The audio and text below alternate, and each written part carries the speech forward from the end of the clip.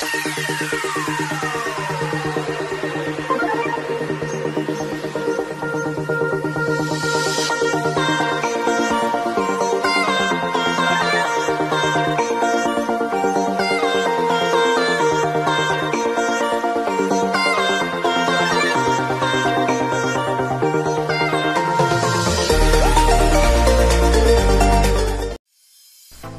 everyone! I'm Teacher Margie. Na-download at nagawa nyo na ba ang Electronic Self-Assessment Tool o ang ESAT? Sa video na ito, ipapakita ko sa inyo kung paano gamitin ang bagong Electronic Self-Assessment Tool. So makikita nyo dito sa screen, ito yung official Electronic Self-Assessment Tool na gagamitin natin for school year 2025 hanggang 2028. So, 3 years na school year na gagamitin natin ito. So, ang kagandahan nito, hindi na tayo maghihintay pa na mag-upload sila or magbigay ng mga official na ESAT tool.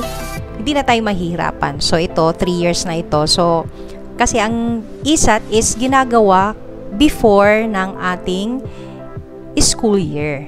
Ayan. So, ang nagiging problema lang naman nito, na ibibigay siya in the middle, kung minsan, in the middle of school year, katulad ngayon, third quarter na, ngayon pa lang na ibibigay. Ayan. Pero at least, tool na gagamitin for 3 years. Ayan. So, next school year is okay na siya. Magagamit na agad before the school year. Pero itong year na ito, syempre, ngayon lang natin na-download. So, ngayon lang natin pwedeng magamit. Ayan. So, for third quarter na siya. Ayan. So, ipindot lang yung enable consent. Ayan. Then, C4 to C7 is career stage 2. Then, master teacher 1 to 2, stage 3. Then, master teacher 3 to 5 is career stage 4. Ayan. So, tingnan natin. So, bago ninyo pindutin yung start, piliin nyo muna kung anong career stage kayo.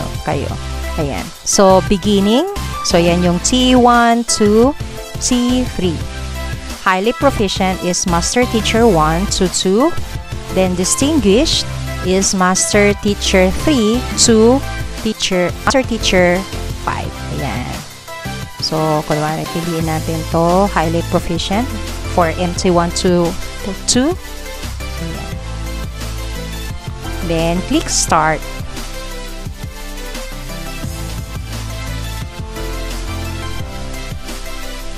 So, tandaan, iba-iba ang lalabas na mga domain dito kasi iba-iba tayo ng career stage. Ayan. So, pindutin lang yung agree. Ayan. So, dati pa rin, ang kulay ng highly proficient is blue. Ayan. So, fill out nyo lang. So, kung tapos nyo nang na-fill outan yung nasa taas, so, pwede na kayo mag-proceed sa baba. Ayan.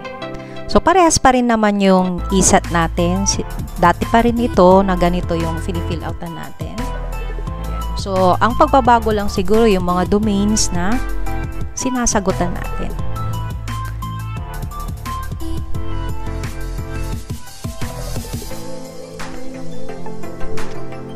Ayan. So, pindot-pindot lang kayo dito. Multiple, pwede. Ayan.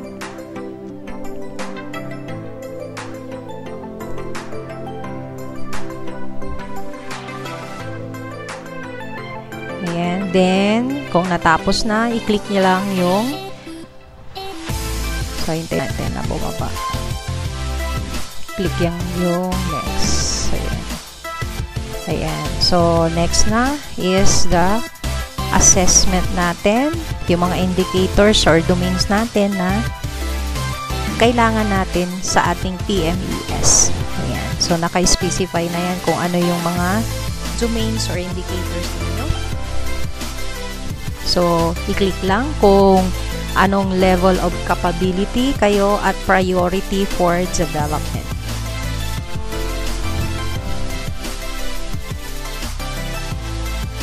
So, nakalagay dyan yung low, moderate, high, very high. Priority is low, moderate, high, very high. So, dapat alam nyo yung capability nyo, ano yung parang strength nyo, then nating i-develop. Ayan. So, pwede na kayong mag-check dyan sa mga circle na nandyan sa bawat indicators natin. So, syempre, kung yan ay strength nyo, so, ang ilalagay dyan sa priority, syempre, low. Kasi very high na ang nilagay, kunwari.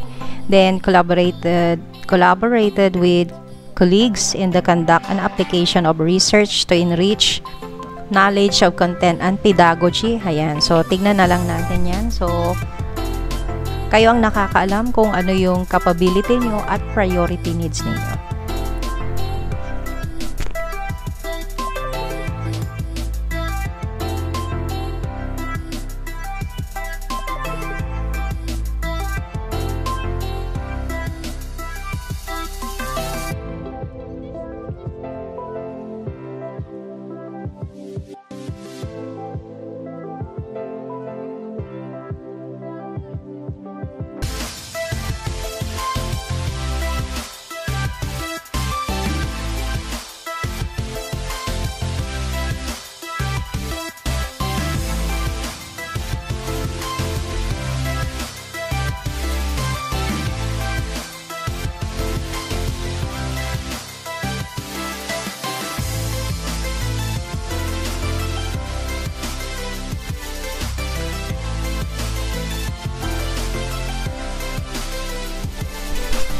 So, kung natapos yun na, nasagutan, i-click lang yung next para mag-proceed kayo sa next part. Part 3 na tayo.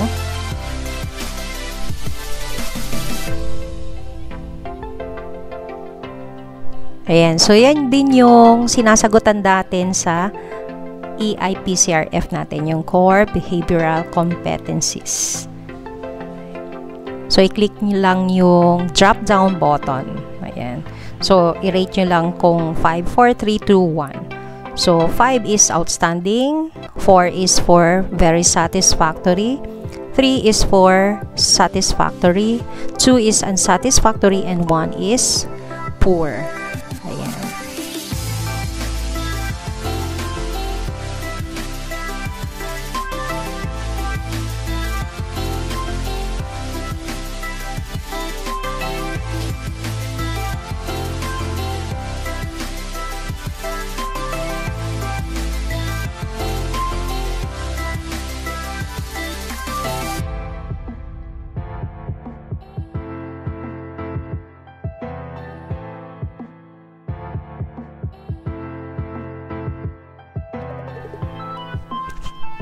So, mapapansin nyo, parang ang nadagdag dito is the gender sensitivity. Ayan. So, dati wala yan. Ngayon, nadagdag na. Siguro sa IPCRF, baka meron na rin ito. Ayan. Then, ano pa yung mga nadagdagan? Nadagdag natin. So, parang yun lang ata. So, ito, gender sensitivity, ang naidagdag natin dito sa ESAT.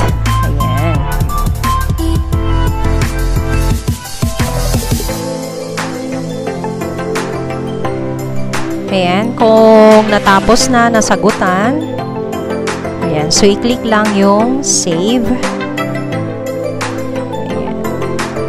So, this will save the file, after which you can no longer edit your responses. If any changes you should be done, you will need to start over using a fresh copy of this file. So, ibig sabihin, kung pinindot nyo na yung save, hindi na daw siya mai-edit. So, kailangan ulit ng bagong file na i-download ulit kung may mga pagbabago or may kailangan tayong palitan sa mga responses natin or sa mga sagot natin. So, ganun lang ang gagawin natin. So, pag nagkamali, na-save na, ang gawin na lang natin, back to zero tayo, mag-download ulit, then fill out ulit ang form. Ayan, so ganun lang kadali. Ayan, so yes na. Then, magsiset tayo ng password. So, ang ginagawa ko para matandaan agad yung password, yung madali lang. So, 1, 2, 3, 4, 5, 6. Ayan. then lock. Okay. Ayan. So, hintayin natin na matapos yung process. Ayan. So, meron na tayong summary ng ating mga sagot sa ating ESAT. Ayan. So, ito na yung ipiprint natin at isasubmit natin.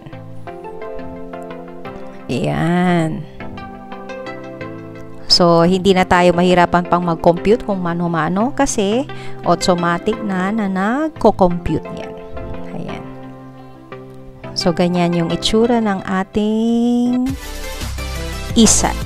Ayan. So, meron kayong pipindutin dyan sa taas pag print or finish. Ayan. So, tingnan nga natin kung sa print, kunwari piprint natin. So, ganyan yung itsura kapag ipiprint natin. Siguro ang size nito is A4 kasi yun naman yung standard size sa atin na DepEd. Ayan, so i-close natin yun. So, ganun lang kasimple ang pag-accomplish ng electronic self-assessment tool sa school year 2025 to 2026. Kasi itong school year lang ito applicable, itong ginawa natin. Next school year ulit, bago ulit. Ayan. So, sana nakatulong itong video na ito para maumpisahan nyo na rin na gumawa ng ESAT ninyo gamit ang official ESAT tool. Maraming salamat!